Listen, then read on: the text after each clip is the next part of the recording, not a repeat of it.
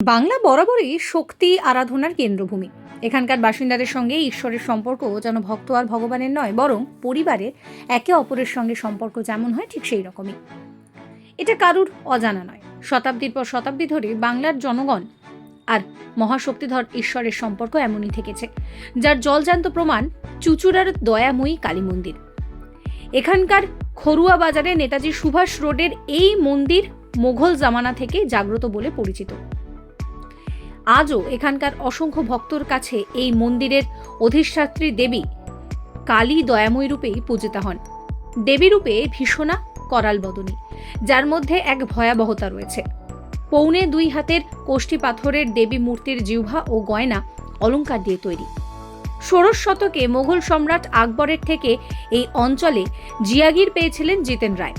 কালী ভক্ত জিতেন রায় প্রতিষ্ঠা করেছিলেন এই মন্দির। কথিত আছে শুরু থেকেই ভক্তদের মনস্কামনা পূর্ণ হওয়ায় এই মন্দির ভীষণ জাগ্রত, যার জেরে এই মন্দিরকে ঘিরে বাড়তে শুরু করে ভক্তর সংখ্যা। সেই কথা জানতে পেরে আকবর শ্যালক তথা বাংলার তৎকালীন মনসবদার মানসিংহও এসেছিলেন এই মন্দিরে। মনস্কামনা পূরণ হওয়ায় পরবর্তীতে তিনি রাজস্থান থেকে এসে এই মন্দিরে পুজোও দিয়ে গিয়েছিলেন। আজও দূর দূরান্ত থেকে দয়াময়ী কালী বাড়িতে ভিড় করেন ভক্তরা।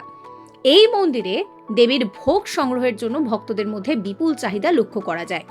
বিভিন্ন এলাকা থেকে এই মন্দিরের ভোগ খেতে ভিড় করেন সমাজের নানা স্তরের বহু ভক্ত। ভক্তদের বিশ্বাস, দেবীর ইচ্ছে না হলে এই মন্দির থেকে কোনো প্রসাদ পাওয়া যায় না।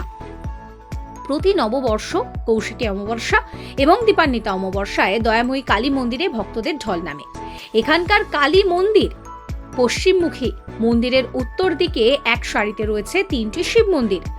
অন্যত্র জায়গায় শিব মন্দিরগুলোর চেয়ে এখানকার শিব মন্দিরের স্বাতন্ত্র্যও রয়েছে, আর সেই স্বাতন্ত্র্য তৈরি করেছে শিব মন্দিরগুলির গঠন ভঙ্গিমা।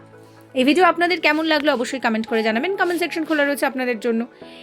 এই রকম সমস্ত কন্টেন্টের আপডেটের জন্য চ্যানেলটিকে ফলো করবেন।